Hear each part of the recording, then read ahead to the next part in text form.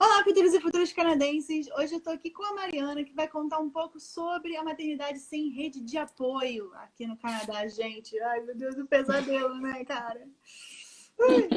Vou deixar você se apresentar então, contar um pouquinho da sua história pro pessoal e depois a gente parte para as perguntas que o pessoal deixou para você. Tá bom. Bom, primeiro, antes de eu me apresentar, eu queria dizer que eu estou muito feliz de estar aqui falando com você, porque desde 2017, quando eu comecei a pensar no Plano Canadá, eu acompanho o seu canal do YouTube, então para mim é muito legal estar aqui falando com você. Então, primeiro isso, obrigada pelo convite de estar aqui. Bom, como a Kit falou, eu sou Mariana Nadai, estou aqui no Canadá desde agosto de 2018. Eu vim para cá, como a maioria, eu acho, dos brasileiros que vêm, a maioria dos imigrantes, tentar uma nova vida aqui e principalmente porque eu tenho filho pequeno, então a minha ideia junto com meu marido era dar um novo ar de vida para os nossos filhos, assim, uma nova perspectiva de vida para os nossos filhos. Não que a gente tivesse uma vida ruim no Brasil, não era isso, mas enfim, era mostrar para eles novas realidades. E eu e meu marido, a gente também sempre teve essa vontade de morar fora e achamos que poderia ser esse o momento certo. No Brasil, bom, sou jornalista de formação, tanto no Brasil quanto aqui. Acho que a gente nunca deixa de ser o que a gente se formou e eu continuo trabalhando um pouco com isso. Vim para cá fazer um college, então a gente veio para o Canadá com nesse plano do estudante por conta da nossa idade. Enfim, a gente achou que seria a maneira mais rápida, digamos assim, de começar o processo para vir para cá, porque a gente queria vir logo, pintou uma ansiedade, então a gente queria vir logo. E então viemos, eu vim estudando, o meu marido veio então com work permit e a gente chegou aqui eu e meu marido, a gente tem 2 filhos gêmeos, eles chegaram aqui com 3 anos e meio. E estamos aí na luta desde então. A gente chegou por Ontário, moramos em Ontário pelo tempo do meu college, praticamente, em Toronto. Eu fiz uma pós-graduação em marketing e depois que eu me formei, eu e meu marido, a gente começou a pensar sobre a possibilidade de mudar para uma cidade menor, porque a gente queria, na verdade, não ter a mesma experiência que a gente tinha no Brasil de cidade grande. Porque eu morei em São Paulo a vida inteira, meu marido também por muitos anos, e daí a gente decidiu mudar um pouco radicalmente, eu diria. Então hoje a gente está morando aqui em Dieppe, em New Brunswick, que é uma cidade bem pequenininha, do ladinho de Moncton, que é a maior cidade da província e que não deve ser, sei lá, deve ser o tamanho de um bairro de São Paulo, a quantidade de pessoas que tem aqui. E aí agora estamos aqui, vivendo na realidade do interior, de gente que vive no interior do país, né? Nossa, é muito chocante essa mudança, gente. Que isso? Mas está sendo legal a experiência, é diferente, com certeza é diferente. E para as crianças principalmente, né? Principalmente. Para elas, assim, foi de água para vinho, porque a gente morava num apartamento em Toronto. E não posso nem mencionar o tanto que foi ruim quando estourou a pandemia, que a gente teve que ficar preso dentro de um apartamento, sem escola, tudo, né? Todas essas questões que a pandemia envolveu por muito tempo, principalmente em Toronto. E a gente mudou em dezembro do ano passado, e aqui, por ser o jeito que a província lidou com a pandemia também, então a gente acabou já tendo escola muito rápido aqui. Voltaram as aulas muito mais rápido do que em Toronto. Mas assim, aqui a gente mora numa casa, as crianças, uma rua super tranquila, as crianças vivem na rua. Hoje eles têm 6 anos e meio. Eles ficam brincando na rua, é outro tipo de vida, com certeza, assim. Recomendo até, viu? Pra quem tem filho pequeno. É uma experiência interessante, né? Assim. Sim. Bom, então vamos lá. Vamos falar sobre então a maternidade e os estudos no Canadá? Sim, Como é vamos. que concilia esse trem, gente? Olha, até hoje eu não sei o caminhão que passou na minha vida. Foi tudo que ao mesmo tempo a gente vive cada dia e depois que passa parece que foi tudo muito rápido, né? Não é fácil, não é nem um pouco simples, assim. Eu não sabia o que esperar, na verdade, porque até da experiência que a gente tem no Brasil, de pós-graduação e tal, de cursos que são cursos assim, à noite, né? Então você faz o curso a partir das 8, tem curso que até começa às 9, termina às 11, 11h30 da noite, lá no Brasil, né? E então eu não tinha muito certeza do que como ia rolar aqui, porque a gente nunca sabe nossa grade horária antes de começar as aulas, assim, né? Não é que 3 meses antes você já sabe a sua grade horária. São algumas semanas antes você sabe, você vai decidir qual é a grade horária, os horários das aulas, só que dá para ter uma noção, né? Falando com outras pessoas, pesquisando e tal. Mas foi meio assustador quando você vê, eu tinha aula, acho que no primeiro semestre eu tive aula, se eu não me engano, segunda, era terça, quinta e sábado, alguma coisa assim. Então, tudo bem, sábado mais tranquilo, mas terça e quinta é o que você faz com seus filhos, porque assim, a gente chegou aqui e não tinha ninguém, né? Era eu e meu marido para conseguir dar conta de tudo. No começo, meu marido até não trabalhou, mas depois de 2 meses a gente começou a sentir necessidade de entrar uma renda que não fosse só o dinheiro do Brasil. E aí a gente teve que correr para uma escola particular, porque eles não tinham idade ainda para estar na escola pública. E, sinceramente, mesmo se tivessem idade, eu acho pelo horário que era o meu college, ele não ia dar para eu estudar, meu marido trabalhar e com o horário da aula das crianças nesse primeiro semestre. E fora o fato de você ter que estudar muito, porque assim, por mais que fosse um tema que não era muito distante de muitas coisas que eu já conhecia, tem muito trabalho para fazer, tem muita prova, praticamente toda semana você tem prova. Eu fiz pós-graduação no Brasil e pós-graduação aqui. Com certeza eu estudei muito mais aqui do que eu estudei no Brasil. E isso também era muito difícil. Então, conciliar horário foi bem difícil. Que a gente teve que pagar daycare, porque não teve outra saída. E também os estudos, assim, eu ficava estudando até 1h da manhã, porque eu estudava depois que eles iam dormir, acordava super cedo. É muito cansativo, é muito difícil, sim. Não posso dizer o contrário. Aí você falou já um pouquinho, né, sobre a questão de conciliar o horário do college. Aí você incluiria o horário de trabalho também com o horário da escola. Sim, porque bom, minha experiência, né? Depois de um tempo que eu estava no college, eu comecei a trabalhar também. Mas isso só foi possível de novo, porque os meninos estavam na daycare. E a daycare tem um horário mais... Você acaba pagando pelo tempo que você quer que seu filho fique na escola, né? E aí eles ficavam até às 6 da tarde, se eu não me engano. Então dava o tempo do meu marido sair do trabalho e pegar. Então eu não podia entrar em nenhum lugar, nenhum trabalho antes das 9 da manhã, por exemplo. Então isso é muito ruim. Por isso que eu falei, é interessante também a gente falar de conciliar trabalho, porque os horários de escola, como que você concilia, né? É muito difícil isso. Então, e o college, cada semestre muda pelo menos o college que eu frequentei, cada semestre mudava o horário que você estava. Então, era uma caixinha de surpresas, né? No primeiro semestre eu tive aula terça, quinta e sábado, e são muitas horas de aula para completar o tempo do full time que eles exigem, né? E no outro semestre, por exemplo, foi segunda, quarta e sexta. Então, a gente teve que se equilibrar. O meu marido pegava folga num dos dias que não ia dar por conta do horário da aula.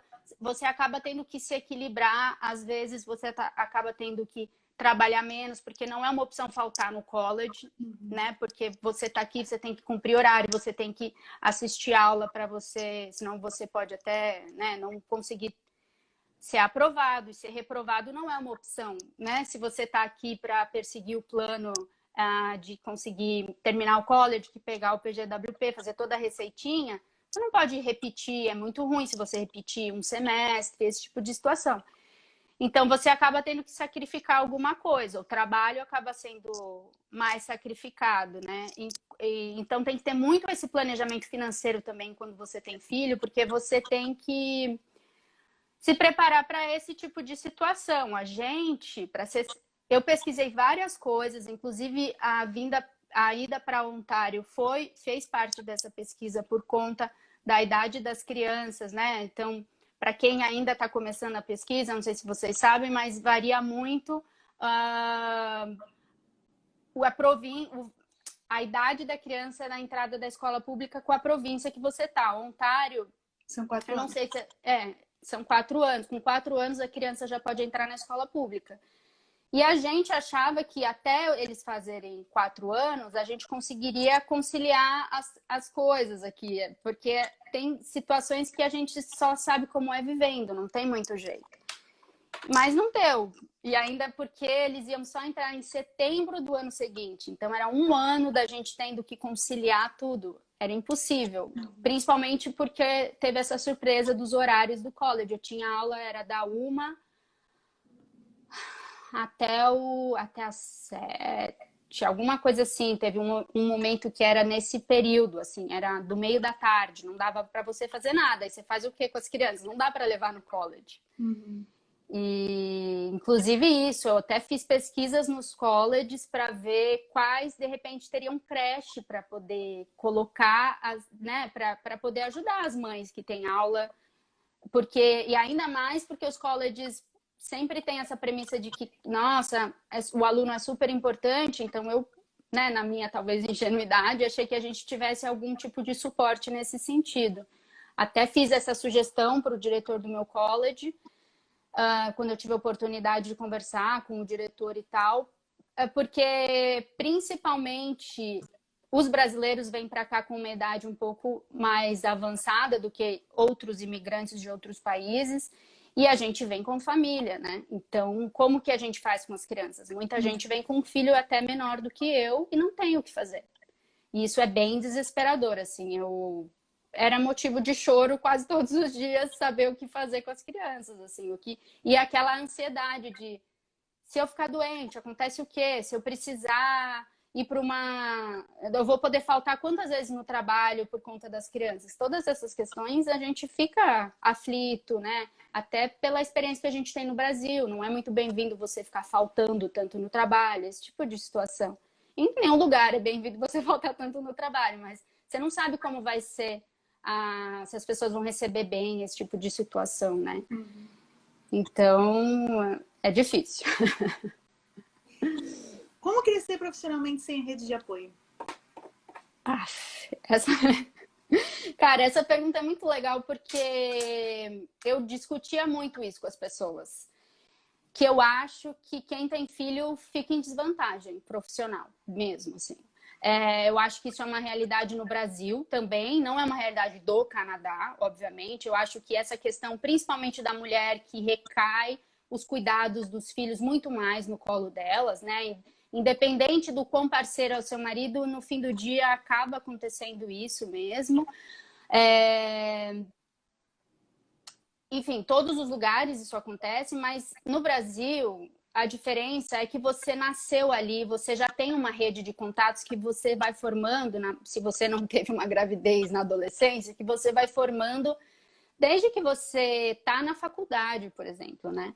Então, chegar aqui sem nenhum contato para começar do zero, cara, se você tem filho, é muito mais difícil, sim, porque é a mesma história, né, do horário do college, do horário de trabalho. Se você não tem com quem deixar o seu filho, se o seu filho ainda não está em idade escolar, você não tem grana para pagar um daycare, por exemplo, ou mesmo a escola acaba às 3 e pouco da tarde, o que você faz nesse período que ainda é horário de trabalho, como que você se relaciona com outras pessoas, né? Como que você vai sair por aí entregando currículo nas lojas ou mesmo indo nas empresas para para tentar alguma, né, conversar com as pessoas, fazer entrevista de trabalho. Tudo isso você tem que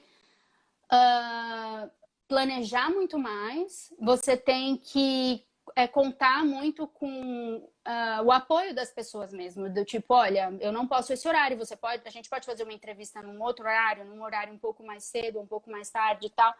E às vezes, assim, eu sou uma pessoa que já fui muito taxada de você fala demais, não deveria falar tanto sobre isso, mas eu sou a pessoa que fala, olha, eu tenho filho, eu não posso esse horário, a gente pode marcar a entrevista em outro momento. Eu sempre prezei por essa questão de mostrar, porque eu acho que a nossa vida pessoal e profissional, ela anda junto. Não adianta a gente querer separar, eu acho errado a gente querer separar, né? Então, enfim, eu sempre pensei isso, que quem não tem filho sai em vantagem nesse quesito, assim. Até, desculpa já, eu não paro de falar, me desculpa, mas até uma vez me perguntaram se achava que era melhor ter filho no Brasil e vir para cá ou ter filho aqui, se você quer imigrar. Eu acho que tudo muito depende, óbvio, tá, gente, de momentos de vida, né, experiências, tudo né, eu tô falando aqui baseado na experiência que eu tive. Se eu tivesse tido essa ideia de vir para o Canadá antes de ter filho, eu esperaria para ter filho aqui. Porque eu acho que, por mais que eu, sim, fosse passar por questões de, tipo, ter crianças bem pequenas e não ter, de repente, o apoio da minha mãe, nem do meu pai, do meu sogro, que eu tive muito no Brasil, eu acho que daria tempo, talvez, de fazer uma rede maior de amigos para poder ajudar no momento de necessidade, ou de uma rede maior de contatos profissionais também, né? Então, enfim, é isso.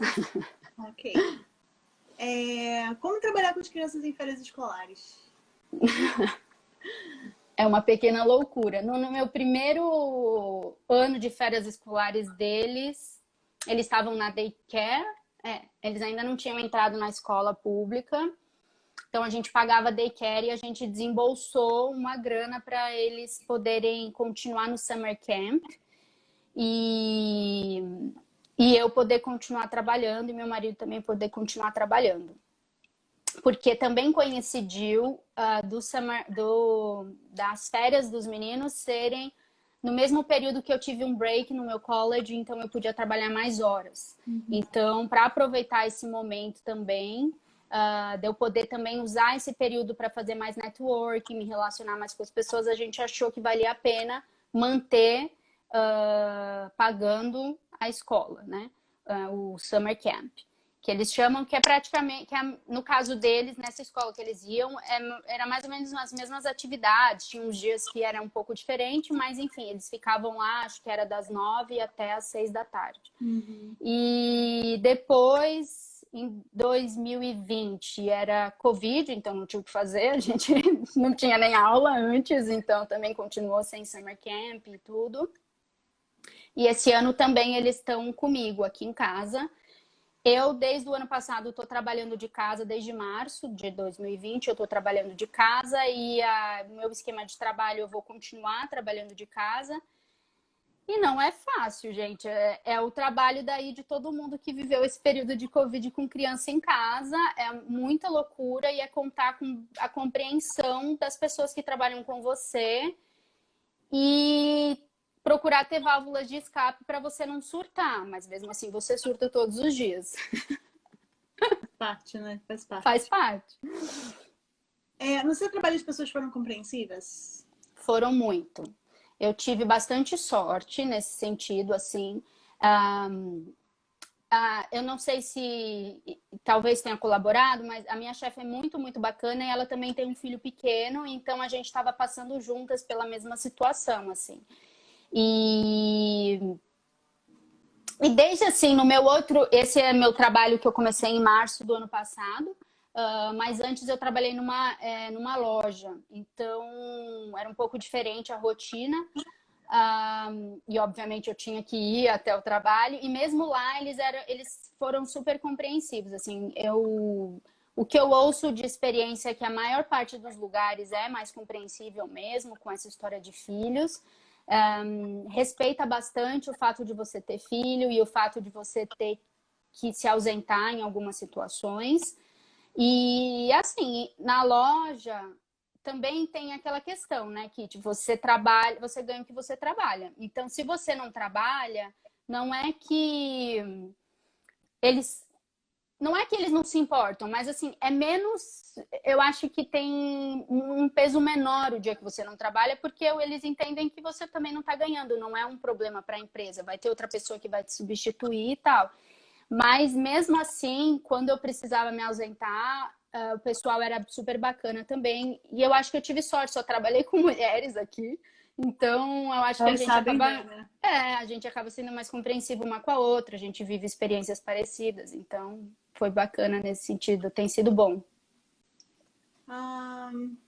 Dá pra chegar mais tarde na escola caso o pai ou a mãe se atrase no trabalho? Acho que é ficar mais tarde, né, na Dá pra escola, chegar criança. mais tarde na escola, tá aqui. Ixi, será? Bom, Eu acho que é ficar, não tem muito é, sentido, né? é. Ok. Então, dá, na daycare que você paga hora extra. Então, se você atrasou, você tem um limite de 5 minutos. Se você atrasa, você paga a hora. Não importa se foi 7 minutos só, você pagou a hora atrasada. Eu acho que era US$ 15 a hora, alguma coisa assim. Para quem ganha US$ 15 a hora, então você sabe Não compensa. exatamente o dinheiro exato que você está perdendo. Mas existe essa compreensão, assim, na escola pública aconteceu uma vez de eu chegar atrasada e eles ficam com a criança, né? Assim, a professora não ama porque é ela que fica com a criança esperando, ao menos que ela tenha algum compromisso, alguma outra pessoa fica, mas ficam esperando o pai chegar, assim, e pedem para você não fazer isso de jeito nenhum, né? O que é um problema só para falar dos horários das escolas, né? Eu não sei se. Acho que não teve nenhuma pergunta a respeito disso, mas se tiver, eu não preciso me adiantar. Mas Não, acho que é não. uma questão, assim, porque os horários também variam de província para província. Em Ontário, a média de chegada é 8h50, 9 horas, eu acho, mais ou menos, da manhã. E a saída é 3h20, alguma coisa assim. Também varia um pouco de escola para escola. Tem escola que sai às 3, tem escola que sai 3h30, varia um pouco. Aqui em New Brunswick, pelo menos em Dieppe, que é onde eu moro, né? A escola começa, você pode deixar o seu filho às 8, as aulas começam às 8h20, você pode chegar ali entre 10 para as 8 e 8h15. E você tem que buscar o seu filho a 1h40 da tarde. Daí você calcula aí o que você faz com a criança no resto do seu dia. Então, a minha sorte é essa, eu continuo trabalhando de casa, então as crianças ficam aqui comigo. É claro que o meu rendimento não é 100% por um período, eu tenho que chegar, terminar de dar o almoço, porque é aquela rotina de criança, né?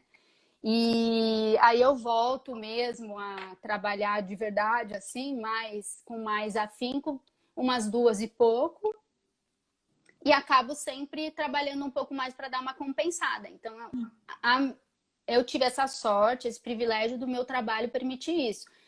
Mas para mim sempre foi também essa questão, assim, o que você faz, como que as pessoas fazem, né? Não, e nesse caso não são só as mães, mas como que as pessoas fazem? É muito difícil. Se você não tem um dinheiro extra para você pagar uma daycare, para pagar o after school ou before school também quando for necessário, é muito, muito difícil.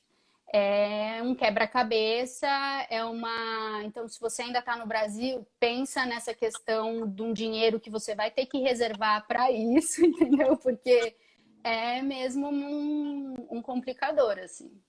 A Adriana tá falando assim, a cara da Kit totalmente chocada em como lidar com uma criança no Canadá. Eu tô prevendo.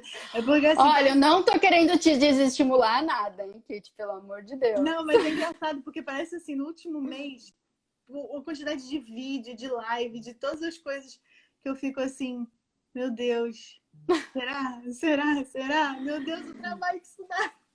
Olha, para falar de maternidade de um modo geral, ser mãe é muito difícil. Ser mãe é um desafio diário constante, é uma mudança constante. Eu acho que se você não acha desafiador e se você está levando aqui, igual o brasileiro fala, né, na maciota, eu acho que você está vivendo errado, porque é muito difícil. Mas, ao mesmo tempo, é muito maravilhoso também, né? Tem umas recompensas. Eu acho hoje em dia que é mais fácil você verbalizar as dificuldades do que você verbalizar as coisas que são muito boas. Então, por um outro lado, é muito legal eu estar aqui e ver os meus filhos falando inglês, me corrigindo em inglês. Então, tem essas coisas que você vê um outro ser humano crescer, um outro ser humano se desenvolver e você ser parte disso, é muito legal também, né? Então...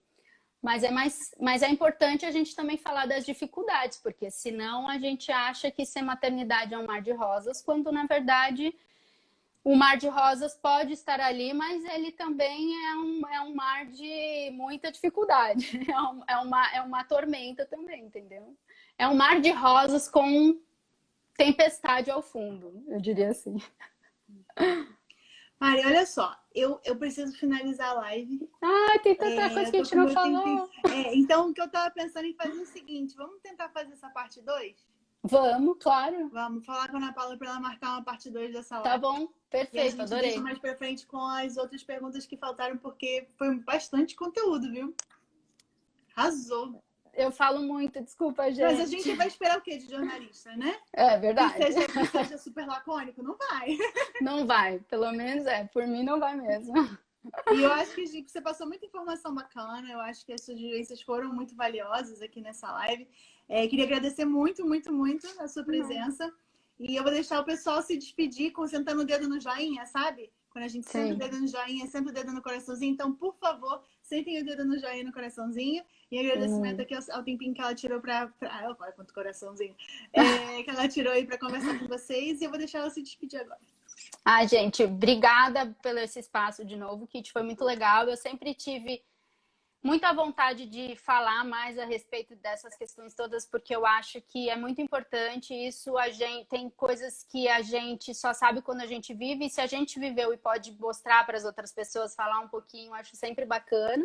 Então, agradeço e quero muito, sim, fazer a parte 2, porque tem ainda um monte de coisa que dá para falar mesmo. Com certeza. Obrigadão por tudo. De nada. Olha, gente, então um beijo para todo mundo. Um bom final de semana para todo mundo. Bom restinho de semana. E a gente se vê na segunda. Na segunda não, acho que na próxima com mais live. Tá bom? Boa, valeu. Tchau, tchau, gente. Tchau, gente.